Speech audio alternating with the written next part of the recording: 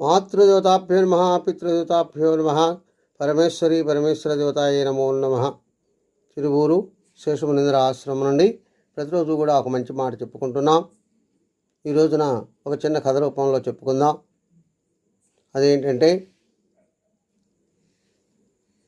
బలవంతుడైన వాడు బలహీనుడి మీద అధికారం చూపిస్తే ఎలా ఉంటుందో ఒక చిన్న కథ వాళ్ళు చెప్పుకుందాం. ఏంటంటే, ఒక చెట్టు మీద కాకి గూడు పెట్టుకొని నివసిస్తుంది. ఆ తర్వాత అది గుడ్లు పెట్టే టైంలో గుడ్లు పెడుతూ వస్తుంది. అలా గుడ్లు పెడుతున్న సమయమున ఆ చెట్టు కిందనే ఒక పుట్ట ఉన్నది. ఆ పుట్టలో పాము ఈ గుడ్లను గ్రహించి తను కాకి లేనప్పుడు ఆ గుడ్డును తినుకుంటూ కాలయాపన చేస్తుంది. అయితే కాకి ఆలోచిస్తుంది, ప్రతిరోజు నేను గుడ్డు పెడుతున్నాను, నేను వచ్చేసరికి లేకుండా పోతుంది ఏమిటి అని ఆలోచిస్తూ ఈ పాము తింటున్నట్టుగా గ్రహించింది. అయితే మరి ఏం చేయలేకపోతుంది.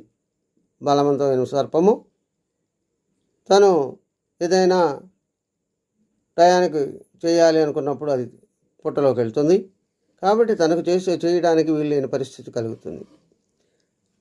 అలా ఆలోచించి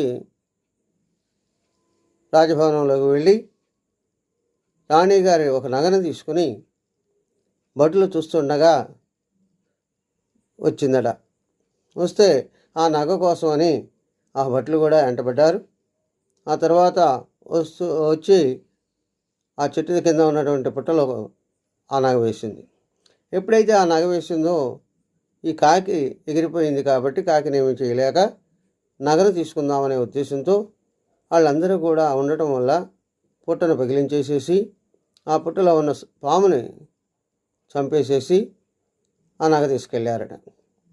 అంటే ఇక్కడ దీన్ని మనం ఏం తెలుసుకుంటున్నాం, ఈ కథ మనకు ఏం నేర్పుతుంది అంటే, మనకు బలం ఉన్నదని బలహీనుడిని ఎప్పుడైతే మనకున్నటువంటి అధికారం కానీ లేకపోతే అతన్ని ఇబ్బంది పెట్టడం కానీ ఎప్పుడన్నా జరిగినప్పుడు, అతనికి అవకాశం దొరికినప్పుడు అదును చూసుకొని మన మీద ఇబ్బంది పెట్టేటటువంటి పరిస్థితి తీసుకొస్తాడు. కాబట్టి మనం ఎప్పుడు కూడా చిన్నవాడైనా పెద్దవాడినైనా మన ధర్మాన్ని మనం కాపాడుకుంటూ ఎదుటివాడికి అపకారం చేయకుండా ఉంటే మంచిదని తెలియజేస్తుంది. స్వస్తి. సర్వే జనా సుఖినో భవంతు. ఓం శాంతి శాంతి శాంతి.